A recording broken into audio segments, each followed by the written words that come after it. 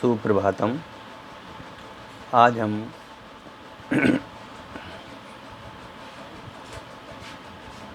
शास्त्री द्वितीय वर्ष के विद्यार्थियों के लिए असंयत सम्यक दृष्टि चौथे गुणस्थानवर्ती जीव की चर्चा करेंगे। इस चौथे जो गुणस्थानवर्ती है, असंयत सम्यक दृष्टि है, जो है वह संयम से रहित होता है। संयम से रहित का मतलब में होता है उसके ना त्याग है, न व्रत है, न उपवास है। तो फिर प्रश्न ये होता है कि चौथा सम्यक गुणस्थान कैसे है।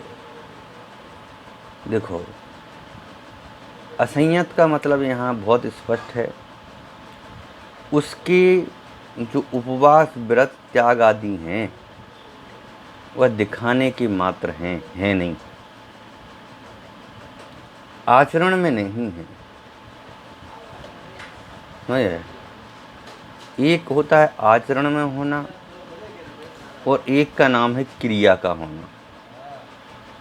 तो जो क्रिया में होता है वह आचरण में भी होना चाहिए। यदि हम क्रिया तो कर रहे हैं पर वो दिखाने के लिए कर रहे हैं तो वह असंयतपना नहीं है, मतलब संयमपना नहीं है।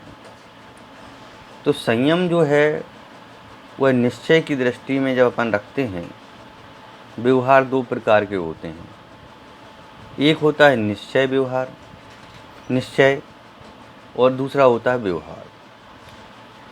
व्यवहार का मतलब में होता है लौकिक और निश्चय का मतलब में होता है पारलौकिक।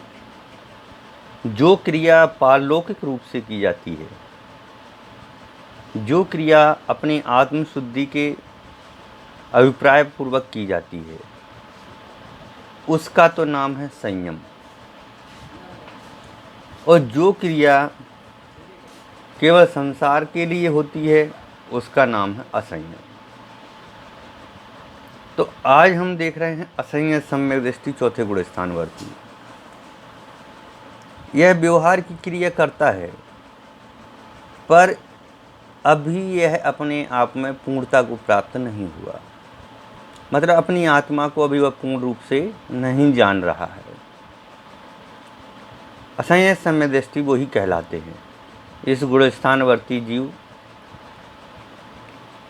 दर्शन मोहिनी कर्म का अभाव हो जाने से यद्यपि सम्यक दृष्टि तो हो गए, मतलब में इनका जो श्रद्धान है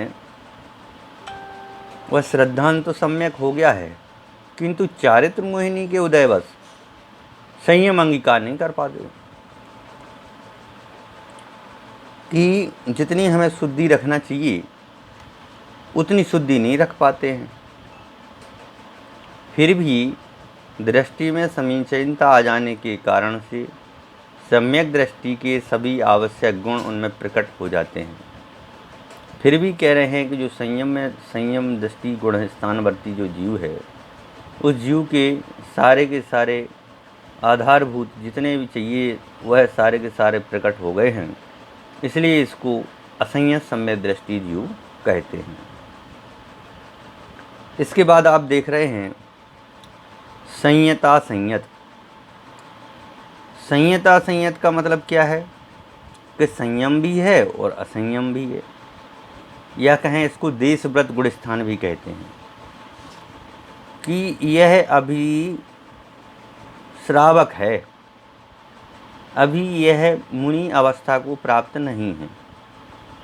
तो मुनि अवस्था को प्राप्त नहीं होने से इसके जितने, जैसे घर है, इसका परिग्रह है, परिवार है, बच्चे हैं, ये सारा का सारा भी है। तो उनके कारणभूत उसको व्यापार भी करना पड़ रहा है, बिजनेस भी करना पड़ रहा है, सब कुछ क्रियाएं करना पड़ रहा है, फिर भी उसके उपवास आदि क्रियाएं हैं। जिस गुणस्थान में सम्यक दर्शन के साथ पांचों पापों का स्थूल रूप से त्याग होता है, पांचों पाप स्थूल मतलब में होता है मोटा। काम करते हैं तो जीव हिंसा होगी ही होगी, तो पूर्ण रूप से खाना बनाएंगे उसमें भी जीव की हिंसा होगी, अनेक प्रकार से। उसे संयता संयत गुणस्थान कहते हैं। इसके नाम जो है वृताव्रत भी है, संहिता संयत भी है और देशव्रत इस गुण स्थान के नाम अन्य हैं। इस अवस्था में जीव चूँकि स्थूल पापों से विरक्त रहते हैं, अतः संयम अथवा व्रत सूक्ष्म पापों का त्याग न कर पाने के कारण से असंयम अविरत गुण स्थान अथवा अविरत कहलाते हैं। इसी अपेक्षा से इस गुण स्थान में संहिता संयत रूप परिणाम युगपत पाए जाते हैं। इस गुण स्थान में दोनों प्रकार के गुण पाए जाते हैं कि व्रत भी है और नहीं भी है, संयम भी है और नहीं भी है। इस प्रकार के इसमें भाव पाए जाते हैं। आगे की चर्चा अपन आगे के गुण स्थान में करेंगे। धन्यवाद।